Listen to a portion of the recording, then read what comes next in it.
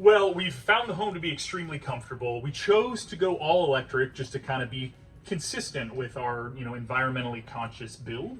And when we engaged our HVAC contractor and we provided some of the R values and thermal efficiencies of the envelope, got a few head scratches in a positive way from our HVAC contractor, who was a little surprised that we were going to be able to build a whole home with that level of insulation and efficiency.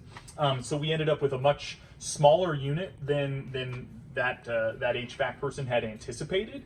So obviously it saved us money on the front end by just being able to downsize from this tonnage to this tonnage because we have so much investment in the envelope. So yeah, we're excited about that. The house is incredibly comfortable. This thing kicks on pretty rarely, honestly. We're very happy with how there's kind of some other dominoes that fall in the building process when you start with something like Build Smart.